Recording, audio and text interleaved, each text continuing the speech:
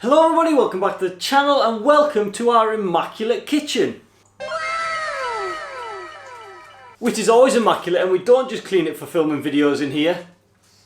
So as you'll have seen by the title of the video today, we're going to be harness cleaning. Disclaimer, this is just how we clean it. This might not be the best method, this might not be a good method at all, but it's how we clean, and if you're looking for tips, you might get some of this video. Let's just get in with it. Let's get on with it. Harnesses get two types of dirty for when they need washed. You've got when they get a bit smelly, and then when they get a little bit dirty. Being the time it is here in the UK, it is very wet outside. There is a lot of mud just splashing onto the bellies when they're running, so we are like cleaning these almost constantly now to get all the dirt off. And then in summertime you deal with the smell more because obviously it's sweaty and it stinks.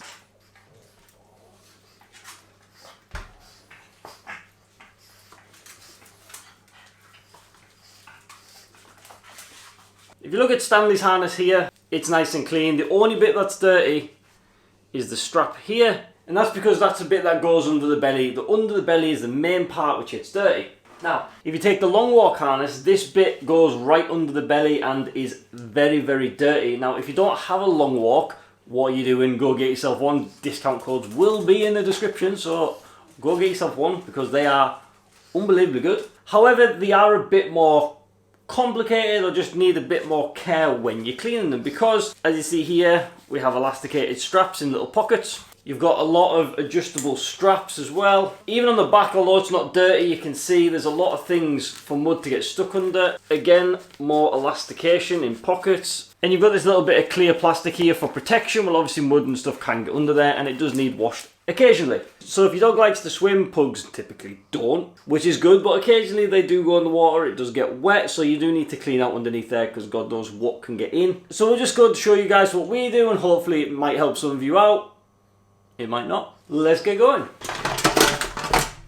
So what we're going to use to clean these? Well, nothing that you shouldn't already have at home, no specialist products, no nothing, so all I'm going to use, a bit of washing up liquid, a scrubby brush. Now you could use anything, just like a dishwash brush, anything with just like hard bristles on, toothbrush, anything, and then just some fabric softener, and you'll see why at the end. First thing to do, remove all of the name tags, whether they're custom ones or just the Julius Canine ones, because if you've got a pug you can guarantee there'll be hair all stuck in there, so just take them off and you can clean them as well while you're at it. But you can see under there we have a lot of hair trapped underneath this plastic thing.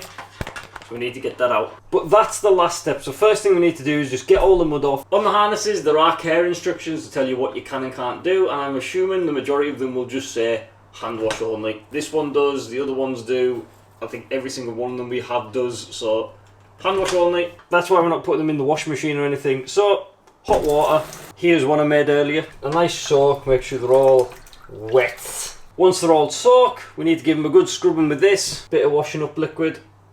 And just give it a good scrub all over everywhere. Make sure you get underneath all these, get in and around all the buckles and things like that. Having a brush like this with more different angles is probably better, but that's one we use for our dishes, so this is one we're using here. The dogs are going crazy because I think they're going out.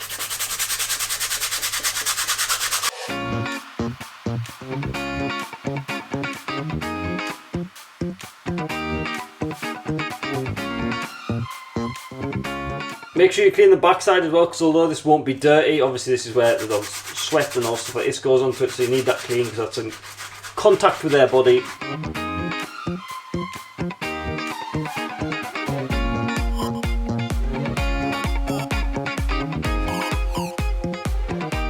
Once they're all scrubbed, empty your water out, rinse this all out.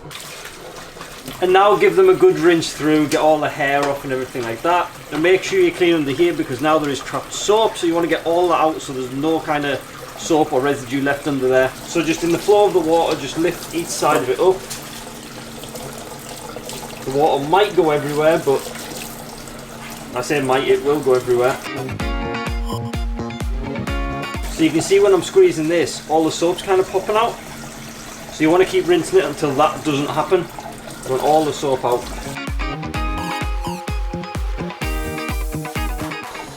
Now that you've rinsed it through, you can kind of see it is a lot cleaner. So I'm just going to have a little quick look around because I've already noticed here, just on there, there's still a little bit of mud in it, obviously where I haven't quite got it. So I'm just going to go back over it. I'm just going to check each one, and just get all the all the points that I've missed. Also remember to clean your sink because you will get a build-up of hair. You don't want your drains blocking.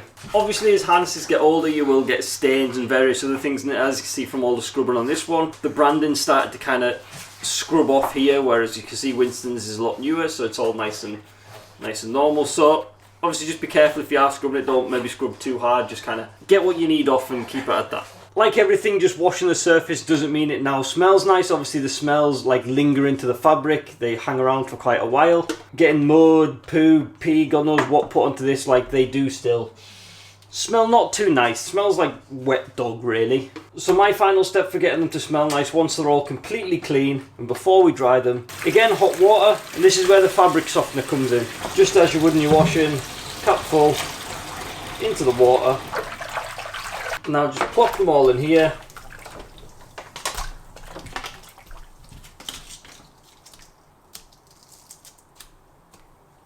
And just let them soak. Obviously all this nice smelly water will get into the fabric, hang about in the fabric, so they should smell nice afterwards, just like it does in the normal washing machine. Now I usually leave them in here for half an hour to an hour, depends if I need the sink for anything else. But after about halfway through, however long you're going to do it, come back, flip them all over. So obviously they do float to the top, so you need to get the other side and get them soaked right through from top to bottom. We will be back once I think they're done. So that's them well soaked and smelling beautiful. So let all the water out. Let the majority of the water just drip off. You can shake, whatever you want to do, squeeze them. Just get as much excess water as you can out of them. If you've just got one of the normal harnesses, that's you now done. You can just let it drip dry. You just either let it hang on your tap. But if you've got the long walks, there's one more step, and if you haven't got a long walk, go get yourself one. Discount code's in the description down below. I can't stress how fantastic these are. This will just be the same, we will just let it drip dry, but we're going to have to get under here and give this a little wipe out, a little clean. So all you need, square a kitchen roll and just feed it under the sides with your finger and just give it a wipe underneath. Just get the main bit of water out from underneath there. And also this helps just to clean it ever so slightly. Now, it is quite tight. I haven't got the biggest of fingers, but if you've got smaller fingers, this might be a lot easier. But what you don't want to do is try and put too much underneath here. You don't want to try and get your whole finger right under. You want to just lift it ever so slightly and just get what you can under, because a mistake I made in the past was once I got my finger under, I just kept pushing. And as you can see there, I did split it ever so slightly. You don't want to do that. So try and just feed it in and then just kind of give it a little bit of a wiggle round. And there you go, beautiful and clean, no hairs underneath there now, ready to go. So we just hang them on the radiator like this. You can let them drip dry wherever you would let them drip dry. Obviously everyone's homes will be different. And that's it, that's how we clean the harnesses. Now what I would recommend is doing this obviously after they've been out, because you might not be able to use the harnesses for a couple of hours or whatever, so you don't want to be doing it before they go out, because obviously then they'll be wet. So do it after they've been for the last walk of the day, and then they can dry overnight, and then they'll be ready for the next day. Because you like to get muddy, don't you? You do. But yeah, I'll throw up a little before and after here, just so you can see like the results. It's not perfect, it's not an exact science, but it's clean, it doesn't smell, it's easy, you don't have to spend a lot of money. Are you going for your food? Okay, I'll see. Where was I? They're clean, it was quick, it was simple, you don't have to buy anything special for it. It's good enough. But obviously it goes without saying, if you do regularly clean it, harnesses will last longer. We have yet to go through a Julius K9 harness at all. We've only ever replaced them just to get a newer style or a different colour. But we've never worn one through, and one's never got to a state where it's disgusting. They're all immaculate. Pablo's 2-year-old harness looks exactly the same as Winston's brand new harness, so look after them, guys. Hope you guys enjoyed this video. Hope some of you guys found it helpful. And don't forget, if you are looking to get a harness, use a discount code, save yourself some money. Easy as that. Like, comment, subscribe as always. Peace out, guys.